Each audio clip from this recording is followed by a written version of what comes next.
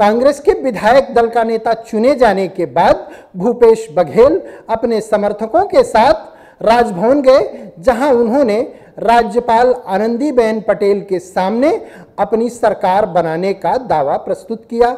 इसके बाद वहां से वे पहुना गेस्ट हाउस पहुंचे और वहां उन्होंने गेस्ट हाउस का निरीक्षण किया। इसके साथ ही गेस्ट हाउस के निरीक्षण करने के बाद वहां तमाम लोगों से मुलाकातें की और इसके बाद वहां से फिर वे सीधे साइंस कॉलेज मैदान निकल गए, जहां वे अपने शपथ ग्रहण स्थल का मुआयना करेंगे। लगातार 11 तारीख से जब से मतगणना हुई, कांग्रेस को बम्पर जीत मिली। इसके बाद फिर शुरू हुआ कि अब किसे प्रदेश का मुख्यमंत्री बनाया जाएगा। इसको लेकर हुए मंथन का दौर लगातार जारी रहा। इस बीच पीएल पूनिया प्रदेश आए और उन्होंने पीसीसी के समस्त विधायकों के साथ बैठक की। इसके बाद वहां से वे विधायकों की लिस्ट लेकर दिल्ली गए। दिल्ली में 3-4 दिनों तक खूब मंथन हुआ इसको लेकर के।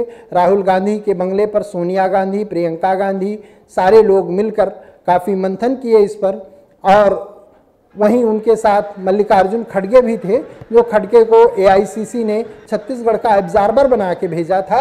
तो इन्होंने ये यहाँ आकर के सारे विधायकों की लिस्ट भी लेकर के वहाँ दिल्ली गए थे और आखिर में राहुल गांधी ने यह फैसला सर्वसम्मत से विधायक दल के ऊपर छोड़ दिया कि अब ये विधायक दल छत्तीसगढ़ में बैठक करके फिर इसका फैसला करेगा कि छत्तीसगढ़ के विधायक दल का नेता कौन होगा। तो आज उसको लेकर के 12 बजे फिर बैठक हुई और आखिर में यह सर्वसम्मत से फैसला लिया गया कि प्रदेश कांग्रेस अध्यक्ष ही विधायक दल के नेता चुने गए। वैसे भी कांग्रेस की परंपरा रही है कि विधायक दल का नेता प्रदेश अध्यक्ष ही चुना जाता रहा है, बहुत पहले से भी। लेकिन इस बीच जब यहाँ 4 लोगों के नाम सामने आए, जिनमें डॉक्टर चरणदास महंत, टीएस सिंहदेव और ताम्रध्वज साहू की बात आई थी, तो एक बार की पहले टीएस सिंहदेव की बात आई कि टीएस सिंहदेव विधायक दल के नेता चुने जा सकते हैं, उनके बंगले की सुरक्षा बढ़ा दी गई। इसके बाद फिर खबर आई कि नहीं, भूपेश बघेल बन सकते हैं विधायक दल के नेता, उनके बंगले की सुरक्षा बढ़ाई गई। फिर इसके बाद पता चला कि नहीं, ताम्रध्वज साहू आगे चल रहे हैं, उनके बंगले की सुरक्षा वहां बढ़ा दी गई। इसके बाद चरणदास महंत यहीं डटे रहे और उनके बंगले की भी सुरक्षा बढ़ी रही। बाद में फिर ये लोग तय हुआ कि नहीं, चलो विधायक वो तय हो गए कि चलो ताम्रध्वज साहू की खबर आई कि ताम्रध्वज साहू का नाम तय कर दिया गया है। इसके बाद ये लोग वहां से निकले, मल्लिकार्जुन खड़गे के घर आए, हवाई जहाज पकड़ने ही वाले थे। इस बीच बात बिगड़ गई। फिर मल्लिकार्जुन खड़गे ने राहुल गांधी को फोन करके इसकी सूचना दी। राहुल गांधी ने फिर उनको वापस अपने बंगले बुलाया और इसके बाद फिर बैठक हुई। बैठक के बाद फिर बैठक में निश्चित हुआ कि इसका फैसला वहाँ का विधायक दल ही करे तो ज़्यादा अच्छा है। इसके बाद ये लोग लिस्ट ले करके वापस रायपुर लौट कर आए और आज दोपहर में इस बात से पर्दा उठ गया कि राज्य का अगला मुख्यमंत्री कौन होगा। तो कुल मिलाकर देखा जाए तो कांग्रेस में एक बहुत अच्छी बात आज मल्लिकार्जुन खड़गे ने जब भूपेश बघेल का नाम पत्रकार वार्ता में घोषित किया तो उसमें उन्होंने एक बहुत अच्छी बात कही।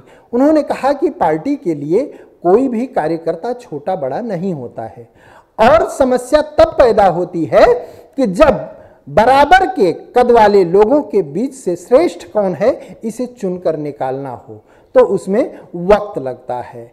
और ठीक छत्तीसगढ़ में भी ऐसा ही हुआ। हालांकि इसमें यह भी देखने को आया कि जैसे ही भूपेश बघेल का नाम घोषित किया गया उसके तुरंत बाद ही टीएस सिंहदेव का बयान आया कि हम भूपेश बघेल को अपने दल का नेता मानते हैं।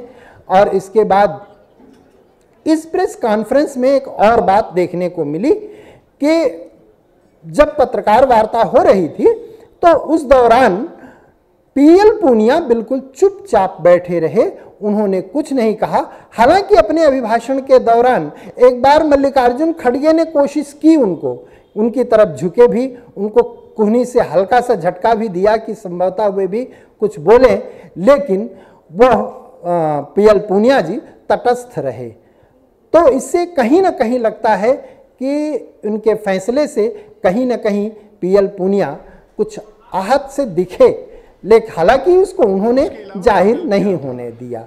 फिर भी बात चाहे जो भी हो, अब भूपेश बघेल के सामने चुनौती है कि वे राज्य के किसानों, युवाओं और तमाम लोगों को किस तरह से संतुष्ट कर पाते हैं।